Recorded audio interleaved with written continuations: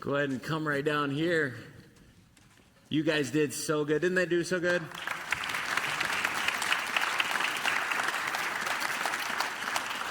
Thanks for leading us that way, guys. I'm going to stay right here, mostly because they moved my table. I don't know where else to go. I'll have to use this, right? Now, you guys have done so well leading us that I really should have just had one of you guys do this part, too, right? So I'm going to talk to them, but you guys can listen, okay? I think you'll probably get something out of it if you listen as well. But I'm going to talk to you guys, all right?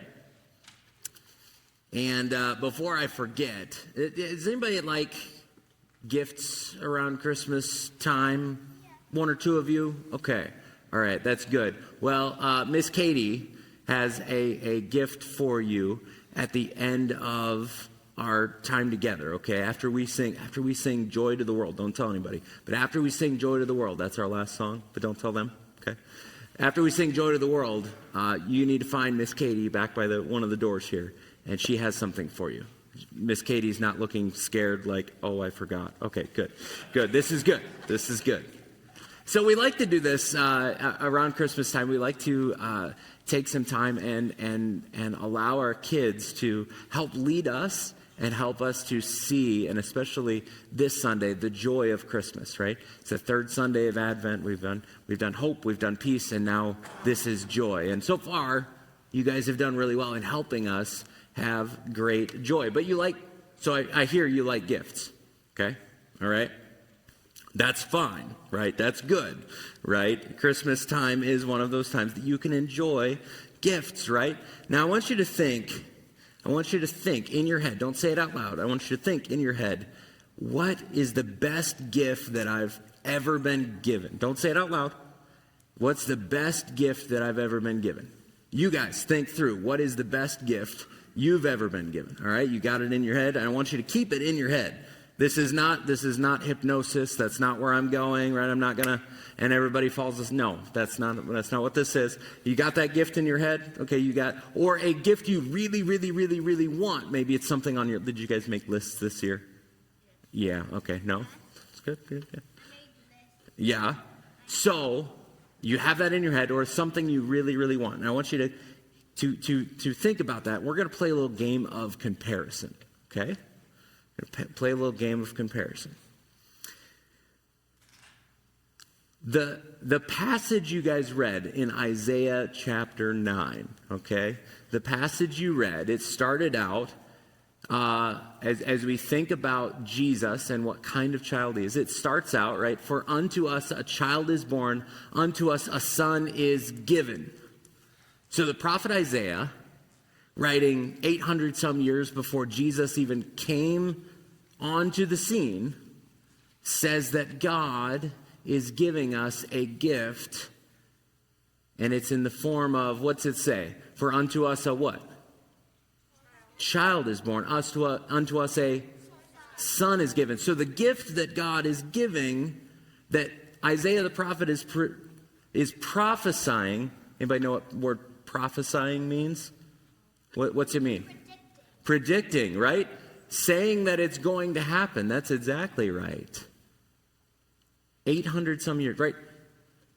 He's saying that a gift is coming, and the people of Israel are going to end up waiting 800 years. You think it's a long time till Christmas. Think about waiting for something for 800 years. Imagine waiting for 870 billion trillion. I like it. But that's a long time, isn't it?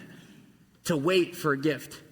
Now, when you guys wait for the things that are maybe under your tree, or those gifts that you really, really want, and you wait and you wait and wait, does it seem like you want them more because you had to wait for them? I think that's some of what God is doing through giving this gift of a son, a child to be born. Now we know, who is that child going to be born? Jesus. That's correct. Is that what you were going to say? Yeah, good choice. When in doubt, the answer is Jesus, when the person up front asks you the question in church, right? But we know that is going to be Jesus. That's the gift going to be given. And again, the people are waiting and waiting and waiting for a gift. And it says, and the government shall be upon his shoulder. Do your parents ever talk about the government in your house? I might get you all into trouble here. Right? And they're talking about the government, and sometimes they talk about the good things that the government does, but sometimes do they ever talk about the things they wish the government wouldn't do? Yeah. It's okay. Relax. I'm not going there. But the government is about really who's in charge and who gets to make decisions. And it says that this child that's going to be born, who is? Jesus, okay. It says that the government is going to be on his shoulders. So what do you think that means? If government is about who's in charge, and Jesus is the gift that's coming, that the government's going to be on his shoulders, what's that mean about Jesus? He's going to be in charge of everything. By the way, that will fix anything that your parents at home might be complaining about the government, just so you know. Because Jesus is coming to not only be this perfect gift that God has given us, but the one who's also in charge. And his name shall be called, all those really cool names. But a name means something, right? Now, sometimes there's three of you sitting here that I call some fun names. I often call my boys Dingo. Is that a fun name? No. Well, now I know. And occasionally I will call you a dork, yes. But it means that I love you.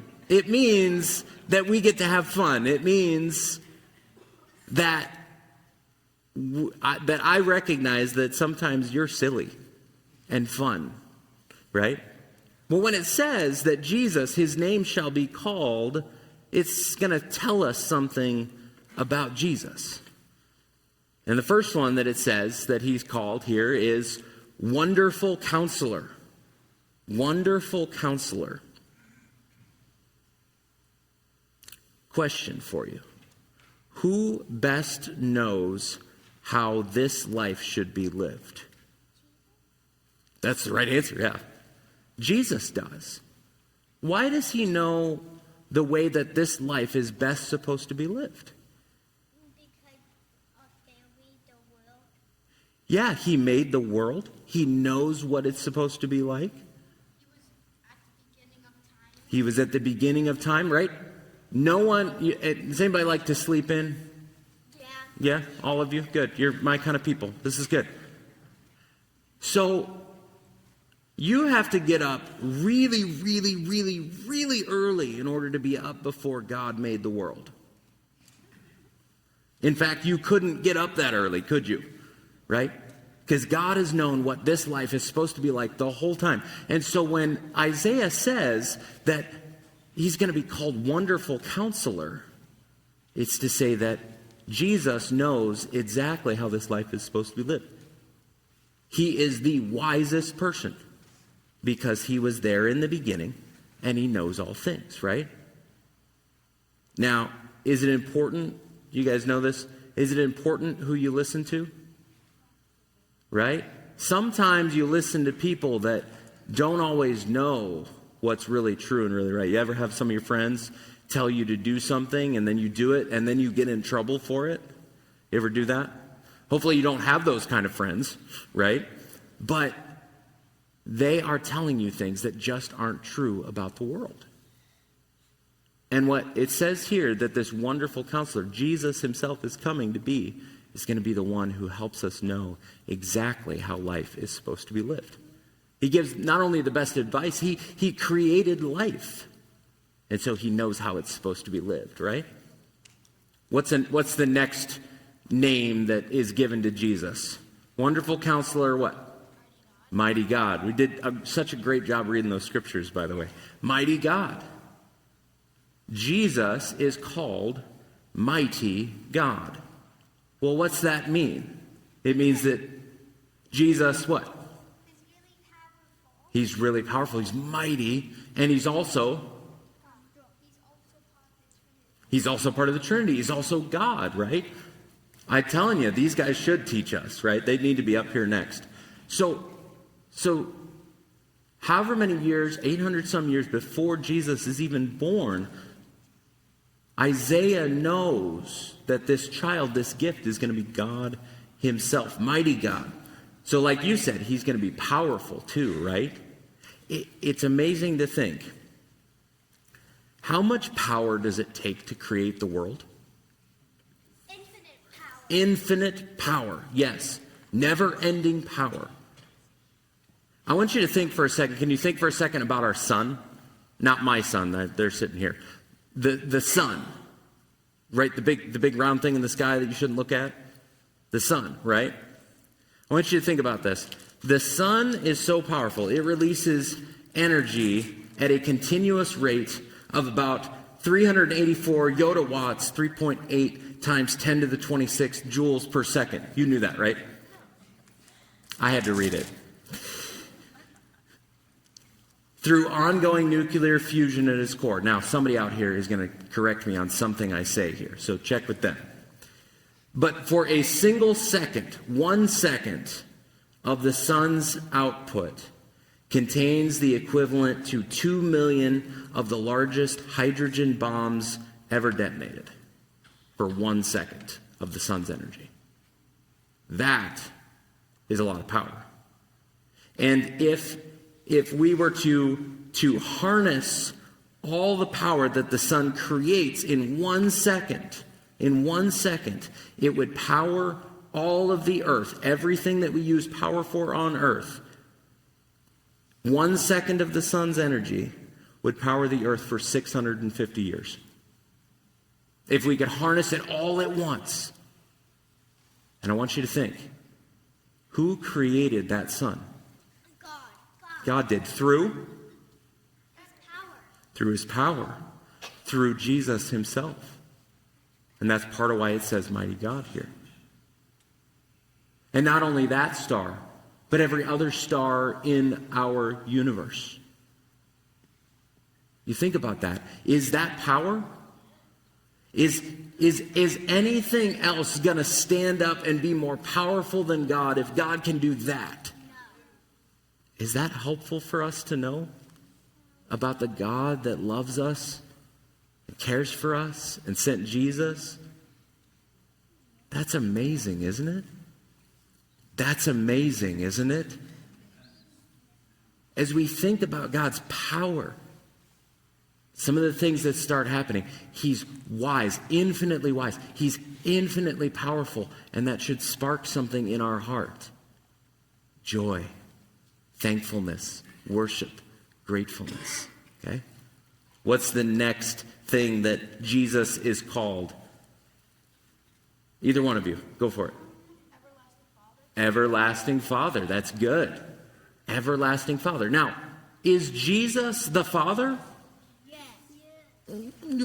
This is, if you can teach the Trinity to little kids, you have it figured out, right? So, God the Father and God the Son are two distinct persons. Help me out. Anybody, help me out here. Distinct persons, but there's how many gods? One God, existing in three persons. So in a way, we could call Jesus the one who creates and sustains all things. Okay? In that he's the one from whom everything comes from. Okay? So that's why we can call him the Father, as it were. Right? You came from your Father. Right? And so in a way, we can talk about Jesus. Though he isn't God the Father, he is everlasting Father, the one who brought everything into existence because God gave him that job. God the Father gave him that job. Does that make sense? No. Okay, that's all right. Does that make sense? That's what the Trinity is, right? It's a little confusing, but with God being as great and powerful and awesome as he is, are there things about God that we're going to struggle to understand? Yeah, because God is who he is. But I want you to think about this. Do you ever need something that you can't get? right? Do you ever have a need that you need someone else to solve? Who do you usually run to in that case? Mom and dad, yeah. Right? They know where the Band-Aids are. They know where the hydrogen peroxide is. Right? They know where the food is. They go to the store and get food and bring it home. I want you to think about this. Like, when we talk about Jesus having the name Everlasting Father, I want you to think a little bit about all the things your parents do for you. By the way, you're welcome, parents. Think about all the things your parents do for you. How much more does God do for you? How much more does Jesus supply for you, give you? A lot. Right, a lot. See how it's kind of like our minds are kind of, whoa. And that's what produces in us joy and thankfulness and gratefulness. Right? Your dad might be amazing, but he has nothing in comparison to the resources that God has. Right? What's the last one that it says? Oh. Thank you for giving us the answer. I already know. Prince of Peace. Okay, there we go. We're on. We got this. We got this. Prince of Peace. Prince of Peace. Not only have you had the experience where you want something that you can't get and you need maybe your parents' help to get it, but you ever have something really, really wrong that you don't know how to fix? Yes.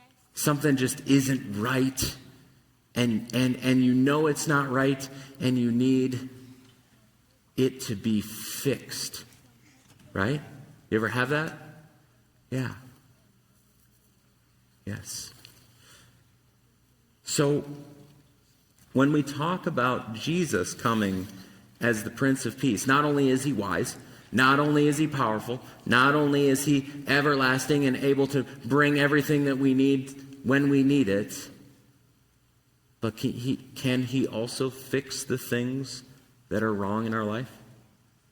And that's why he came. That's why we celebrate Christmas. He came because he knew there were things in our life that needed fixed, right? What are some things in our life that needed fixed? You think of some things? Everything, yes. That is an honest human being right there, right? You might be shorter than other human beings in this room, but you're the most right one right now, right? Don't let that go to your head. But everything needed fixed. Everything about us. What are some individual things that needed fixed in our life? A lot. What? Stop fighting with my sister. Stop fighting with your sister, right? You know, my boys never fight with their sister. We don't have sisters. That's because they don't have any sisters. But you know who they do fight with? Their brothers.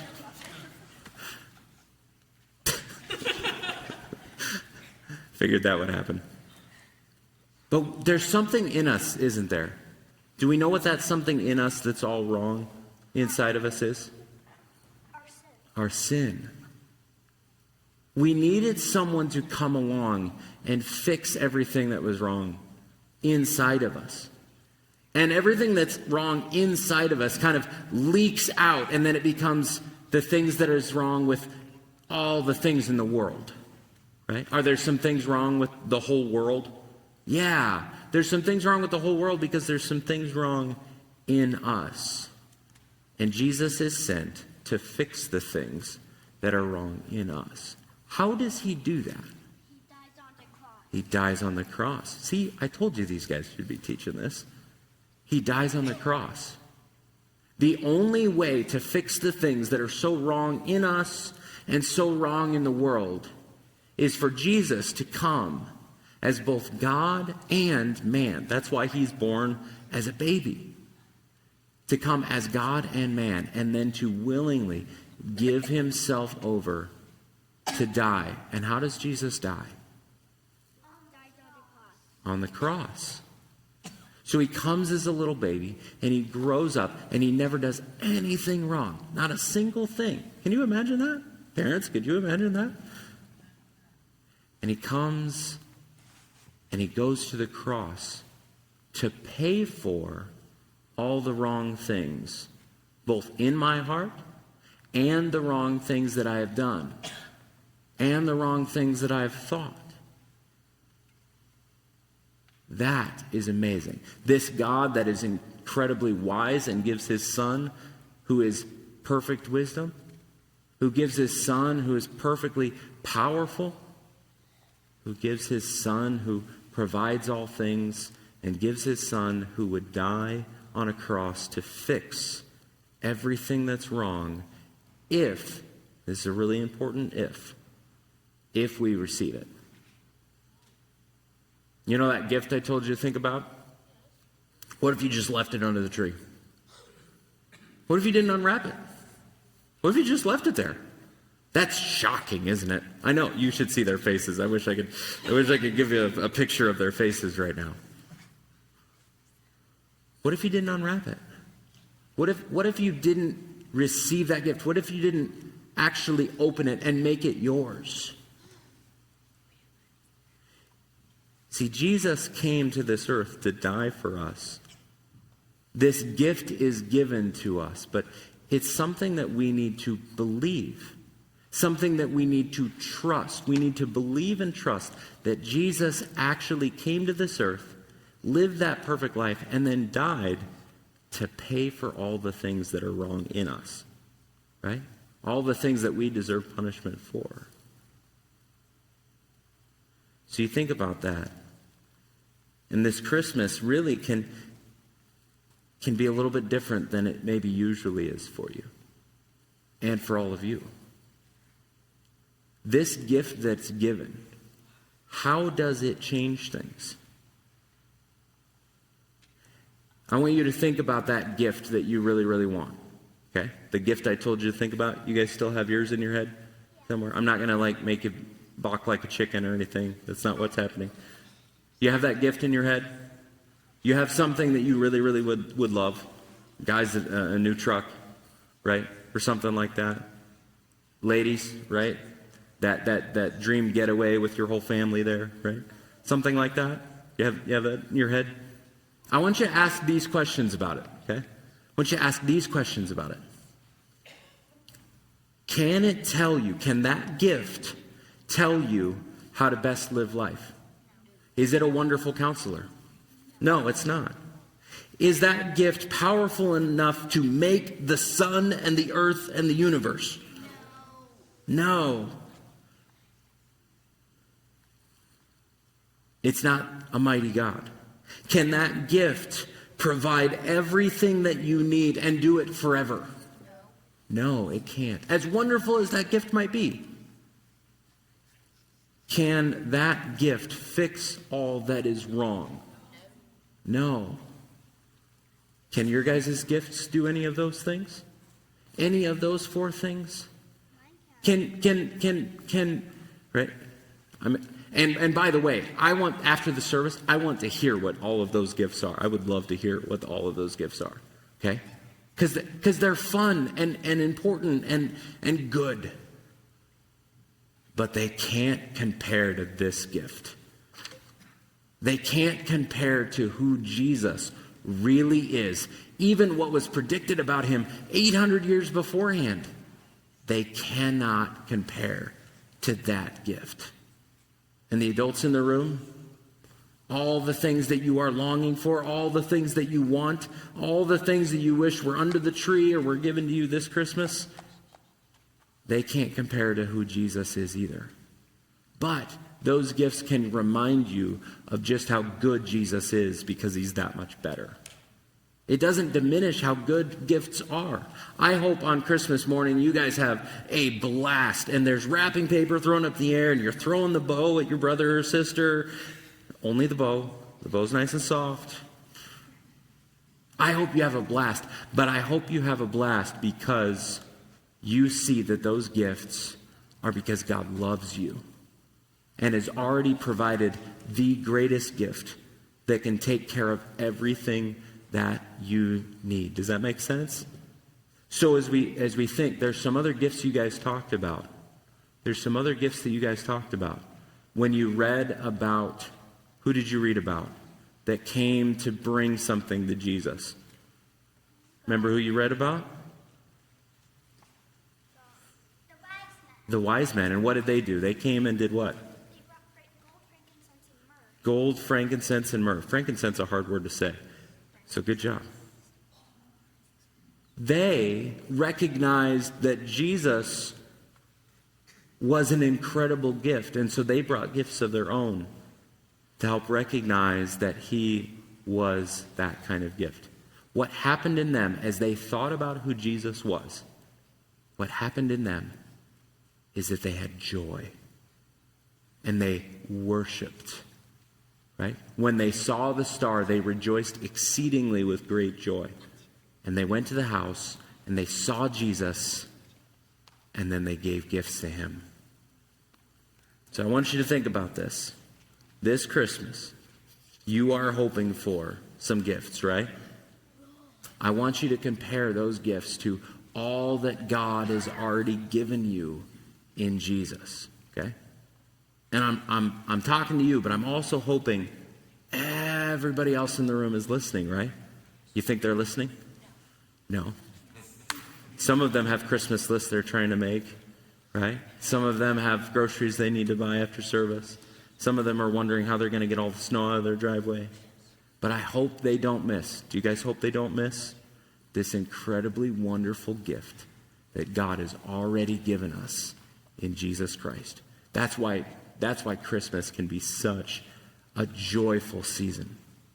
Even in the midst of some hard things and some painful things, it can still be a joyful season because the greatest gift has already been given, right?